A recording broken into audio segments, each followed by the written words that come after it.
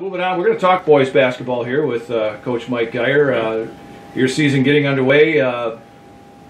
What's been the practice like? I know the level is up this year, big time. Yeah, coming in. Yeah, well, expectations are high. Yes, that's what I meant. Yeah, so a little different than what we've done in the past since I've been here. This is my 4th year. And so when I started, there were no expectations, so those were easy to exceed. And so we have since then started climbing the ladder, and every year a bit more expectations have been added. And this year there's a lot on these kids to perform and to be as successful as they are expected to be.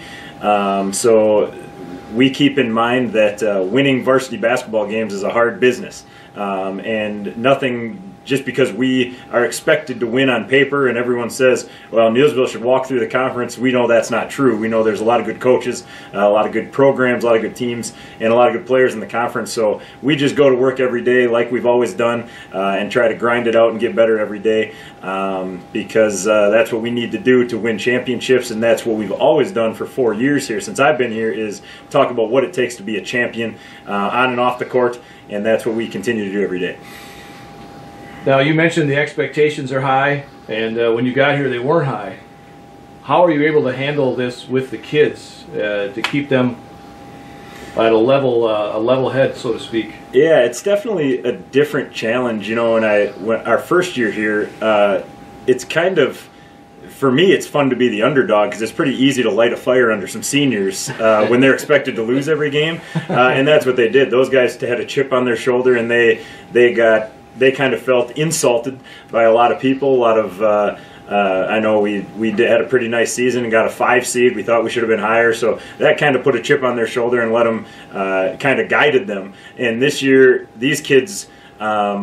And kind of how society is going these days, these kids are being told, well, you're the greatest, you're the best. Yeah. And that's a different thing.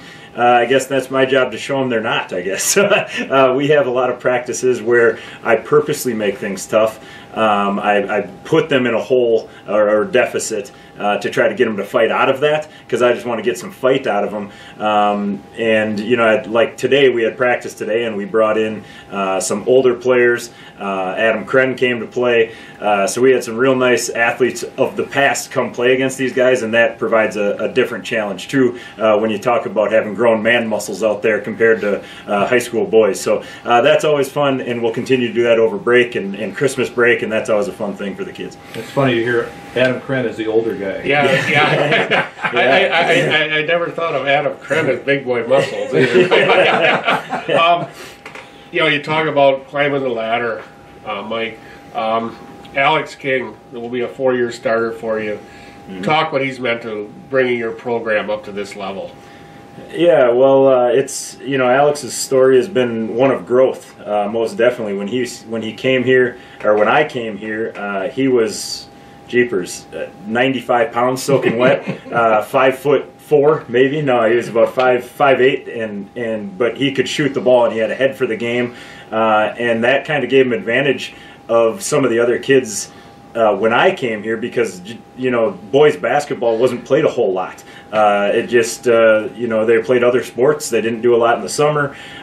So they didn't have the head for the game, and Alex always has. And that put Alex ahead of those kids, and even though he was tiny, the kid could knock down threes, and he was always very confident in doing so. And so when he was a freshman, you know, basically what he was asked to do is stand in a corner and shoot threes and defend a little bit as best as he could, even though he gave up a ton of size. And then his sophomore year, kind of a unique situation. We lost essentially our whole team. We only had 2 seniors and 1 junior, so he kind of had to be the guy as a sophomore, which is a tough ask of anybody. And he was still pretty little, and he did a very good job. Now he had to be the point guard. He had to bring the ball up. He had to make some plays. Had to be a playmaker, and had a very nice sophomore season. Continued that his junior year, and you know, this season he's expected to do a lot of big things.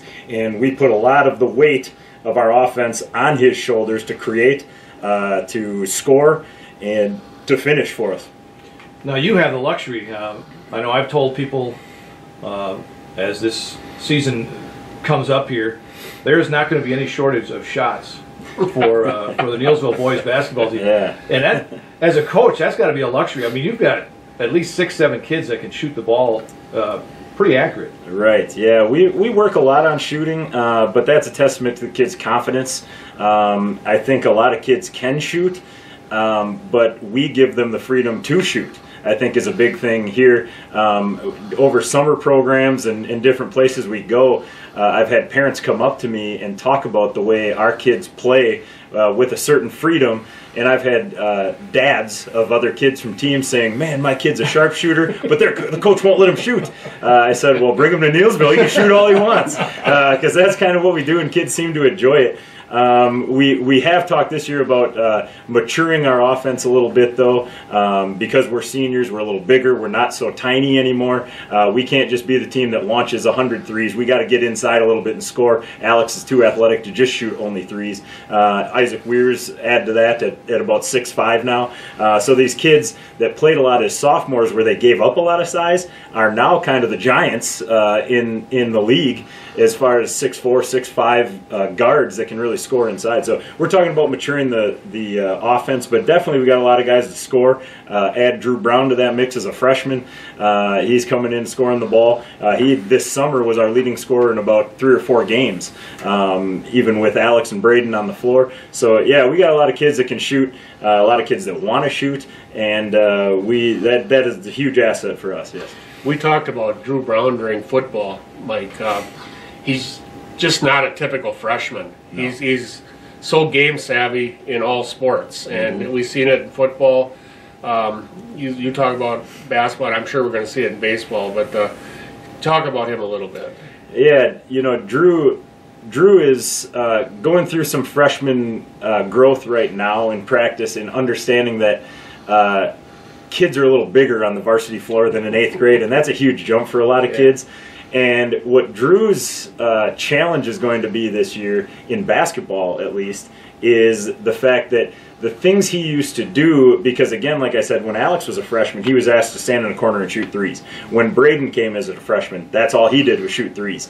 So I've had a lot of freshmen play, but again, they were asked to be kind of snipers from deep, which I think the game has evolved so much that that's allowed freshmen to play. I think back in the day, freshmen just didn't play because they gave up so much size down low, and the game was such an inside presence. The three-point line wasn't huge, but the Steph Curry effect on basketball really has allowed freshmen to jump up and play. But Drew's a different player. Drew gets inside. Drew likes to bang in there with some kids, and his size and strength for a freshman is unbelievable, and it showed on the football field. But he's going through some growth right now because now when he's attacking, he can't fit through the same gaps that he used to fit through, and he's still trying to. So, but we want to keep that aggression in him, and he'll understand it. There's been moments throughout the summer and early in the scrimmage last Saturday that he has gone to the basket,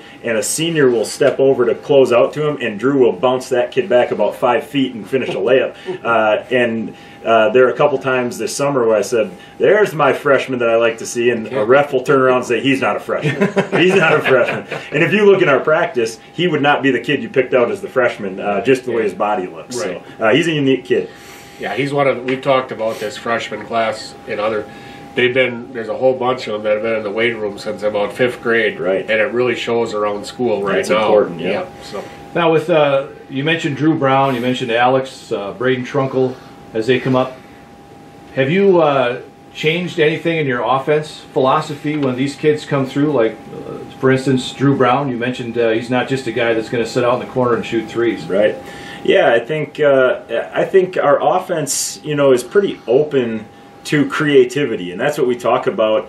I watched a documentary on Dirk Nowitzki, and his trainer Dirk kind of came up in a unique way. Really wasn't huge into basketball. His family wasn't huge into basketball, but Dirk wanted to play, and so he found this trainer in Germany, and this guy was kind of unique, and he mentioned that basketball was like a jazz music. And that's how he always taught Dirk how to play. And he said with jazz, it starts as one guy playing an instrument. and then somebody will kind of grab another instrument and start playing with that same melody, that same tune, and then all of a sudden you got a whole band playing this jazz song that started with one beat. So that's kind of how we talk about offense, is that Alex is going to come up and create something. He's going to start the melody, and then you all have to come in with your own creativity and join into that song without it being choppy or stopping the beat. And so we talk about it like that because I thought that was a pretty interesting way of talking about basketball. And when you watch Dirk play, he never stops. You know, he'll get cut off to the right and just kind of spin back the other way and go up and under, and he just kind of is unique in that way, and it allowed him a lot of success in the NBA. And I thought, you know, what a cool way to kind of teach offense to kids, in that you have your own creativity. I'm not going to make you do a certain thing just because X's and O's says it is. I want you to be able to be creative. I want you to be able to flourish in what you think you're good at, and then they're kind of more motivated to sharpen those skills a little bit. I can see where boys like to play for that. Yeah. I know a few of them in my 6th grade class. Yeah. Looking forward to playing. Looking forward to that. Yeah. Let's talk about the conference a little bit, Mike. You know, certainly we all feel that Neillsville should be near the top. Where do you see other challenges coming from in the conference? Well, obviously, you got to give credit to Columbus. It would be disrespectful to not give them the nod with what they've done in the past.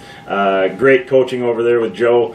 Great program. Those kids know how to play basketball, and we expect nothing less of that. So that's obviously the team that we're looking at to beat.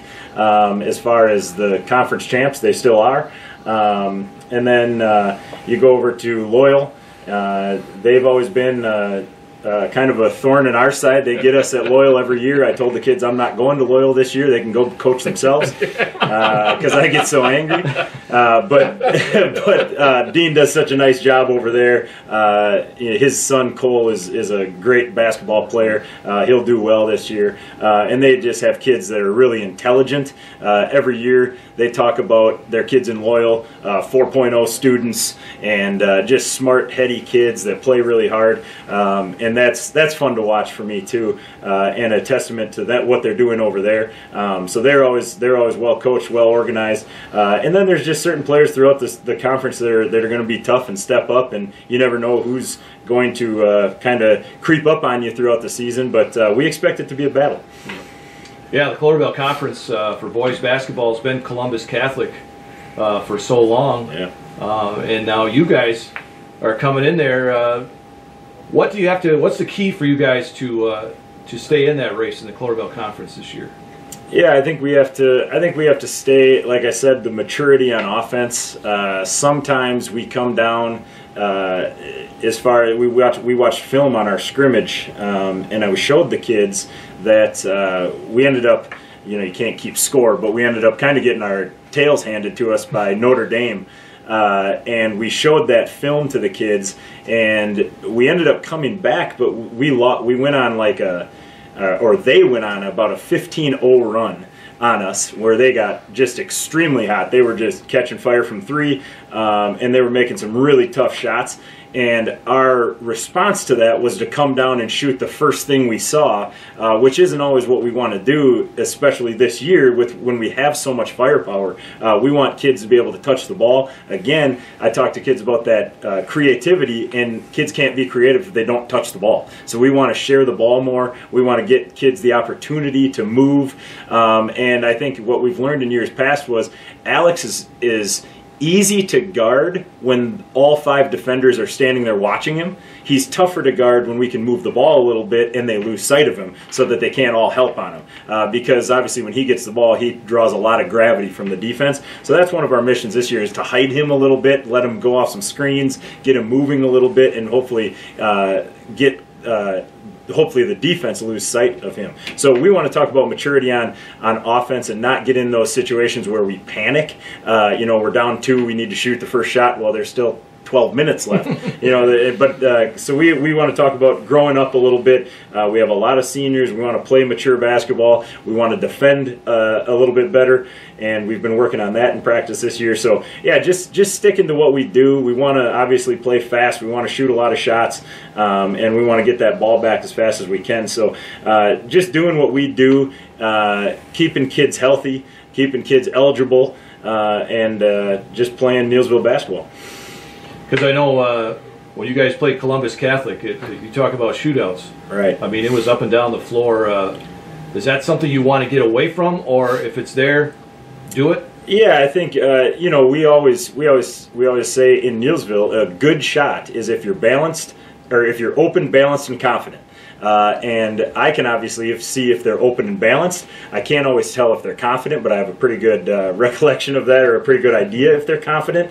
So I don't take that away from them. If they can get the rim, if they're open, balanced, and confident, I trust them to shoot that thing, and we want to do that. And I think what like last year at Columbus, we got down, I think, 20 in the first half and came back and took the lead in the second half. So that comes and goes, and we want to be able to withstand some of those runs a little better, so we don't get that 20-point deficit. That's, I think, where the maturity comes in. But we still want to go. We still want to run, and kind of wear people down. And not a lot of people can play our pace, especially this year, because we're going to have a lot of depth to play at a fast pace. So I was just going to say about the depth. Let's talk a little bit about your depth. We've talked about Braden and Isaac Weirs and Alex and Drew, but let's talk about a couple more guys. I think Joe Catcher is one who comes to mind. Yeah, definitely. I think the first that comes to my mind is Monty Destler, and I think people forget that he has started for me since a sophomore. He has been on varsity since he was a freshman, splitting some time. But talk about a solid kid who rarely makes a mistake, and he's kind of our rock. I've challenged him a little bit to take a leadership role. I've used him as an example as a leader in practice for the last 3 years because he works his tail off, but he doesn't like to talk a whole lot. No. So we're trying to get that out of him. I'm trying to get him angry, because that's not easy. I try to get him angry. He's a pretty even-keeled guy. Yeah. But his confidence right now shooting the ball is through the roof. He's shooting it really well. Which means we got to get them the ball, and that's what I tell kids too. That we talk about the. I worked a lot with Jack Taylor in Black River Falls when I was there in the Grinnell system, and talked a lot about the Grinnell system. And one of their rules is if you make a three, you have to shoot the next one. So I tell our kids that, and it's just the rule of rhythm, basically. And I tell the kids, man, if Monty hits one, you got to give him another look the next possession. You got to give him a chance at least to look at the rim. So we talked a lot about that. But Monty, man, he's just a solid kid. Probably our best defender, or most solid defender, and again a sniper from three.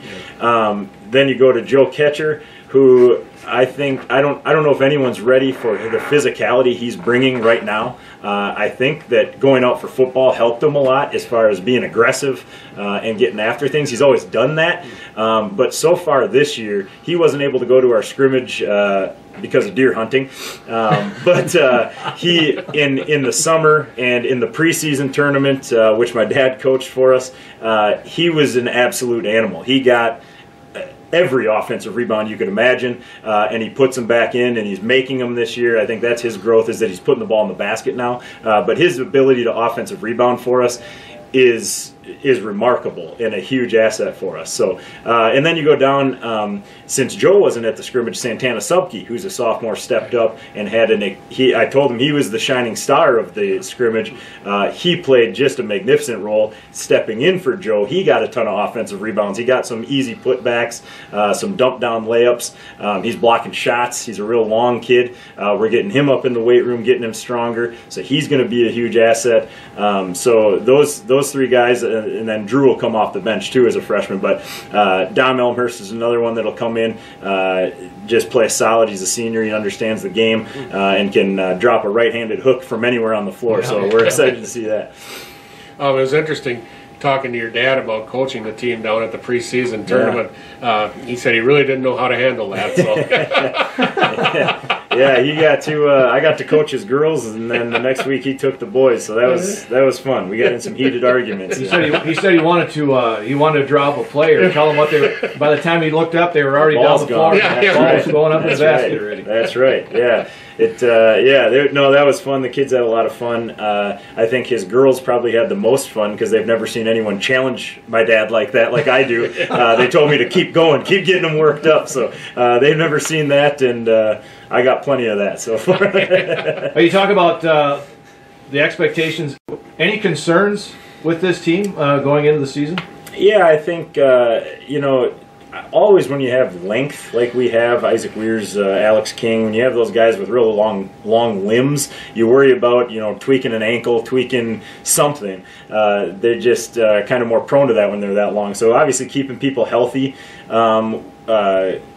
My assistant coach Gropp sat down with me and we talked about this year. We're going to take some pressure off their joints a little bit. We're going to do some different workouts, like pool workouts, and get them working out in different ways so we don't beat up their bodies so much this year. So we're going to take a good look at keeping our health in check and not banging up their bodies so much.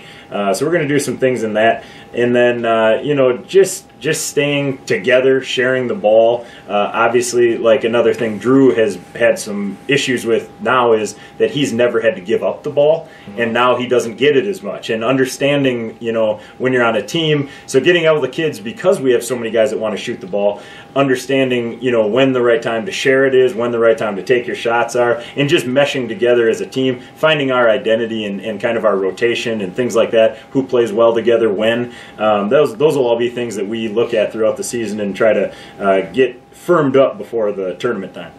Yeah, one thing you don't want to have is a team with guys, everybody wanting, the one-on-one, right, so to speak. Thing. Right. You want to be a team, and I think if this team plays that way, they're going to be. Yeah. It seems like they're a pretty close-knit bunch. They are. They enjoy it. And that helps a lot there. So. Yep. That was one thing.